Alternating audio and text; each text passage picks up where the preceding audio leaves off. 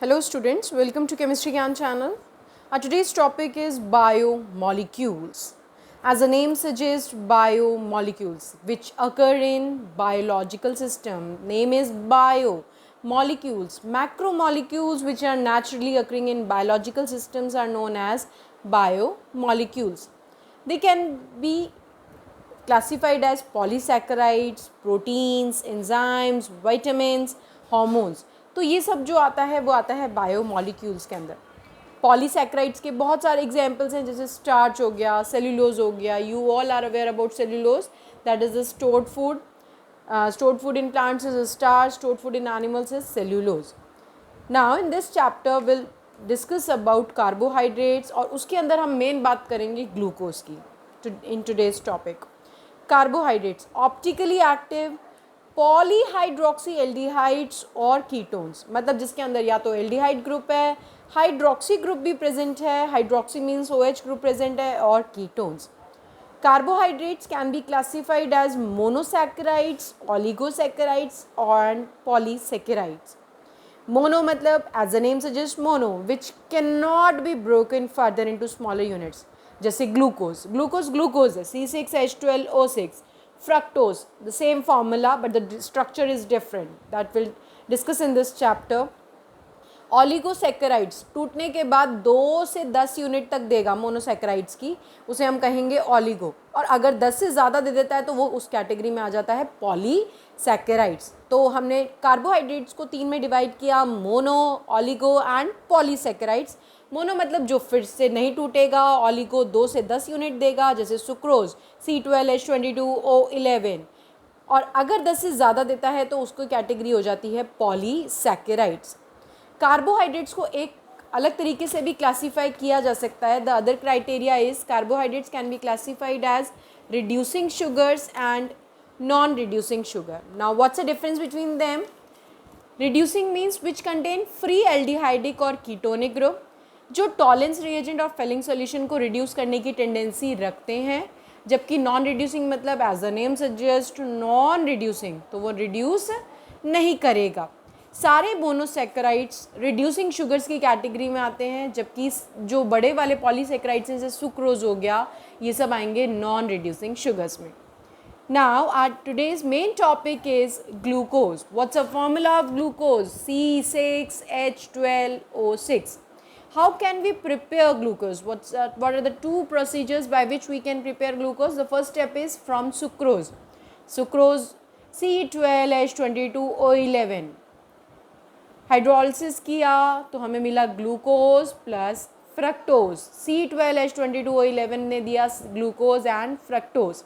Second one is from starch also we can prepare glucose C6H10O5 का whole power n by the hydrolysis of starch in the presence of 2 to 393 Kelvin and 2 to 3 atmospheric pressure. These are the conditions that are required for the hydrolysis of starch, and hydrolysis of starch will give us the product that is glucose. So these are the two procedures by which we can prepare glucose from sucrose and from starch.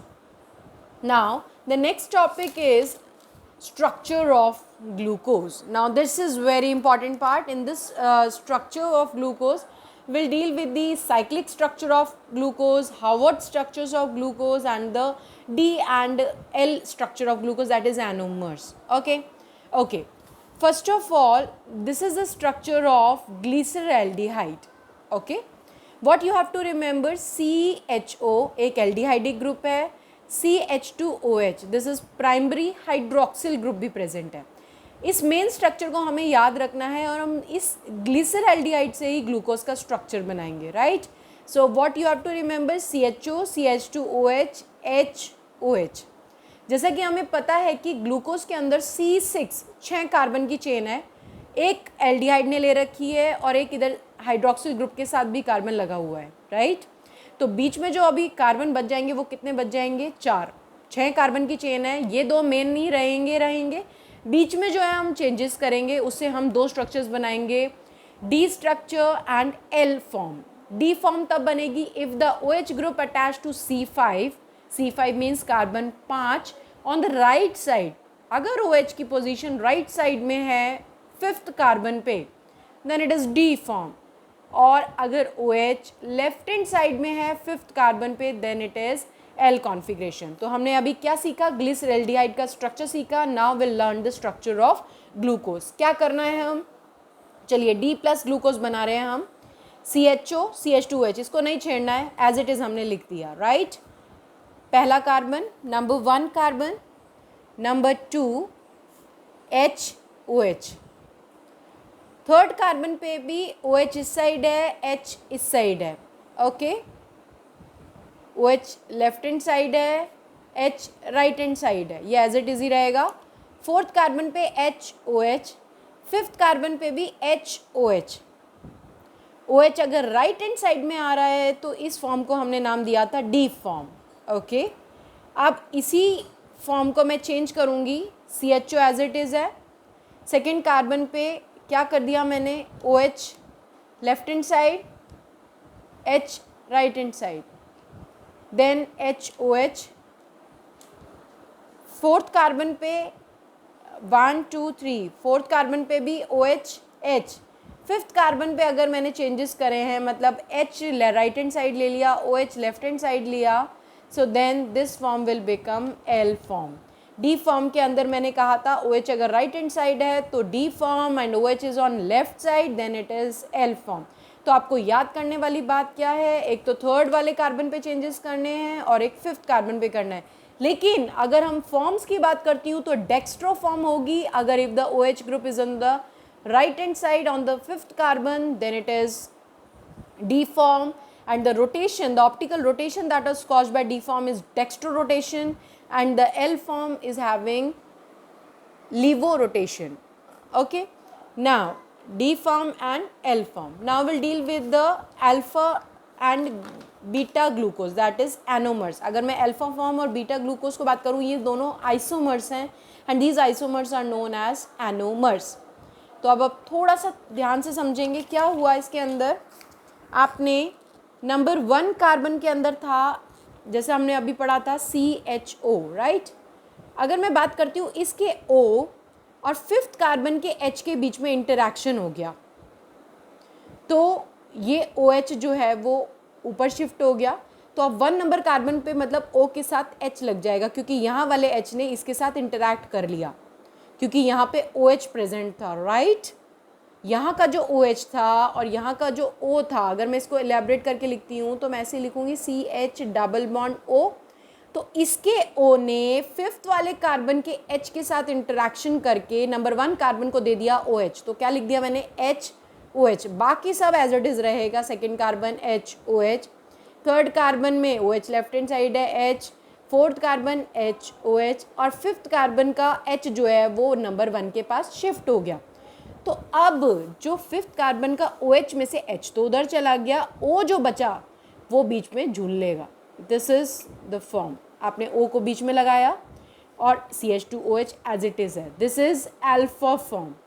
अगर मैं इसी का isomer बनाती हूँ तो मैं क्या कर दूँगी, इस OH को अगर मैं लेफ्ट हैंड साइड शिफ्ट कर देती हूँ और H को राइट हैंड साइड शिफ्ट कर देती हूँ, बाकी स्ट्रक्चर सेम, तो वो हो जाएगा बीटा फॉर्म। मैं यहाँ पर डेक्स्ट्रो एंड लीवो रोटेशन वाला शो नहीं कर रही हूँ, मैं एनोमर्स की बात कर रही हूँ, साइक्लिक स्ट्रक्चर की बात कर रही हूँ।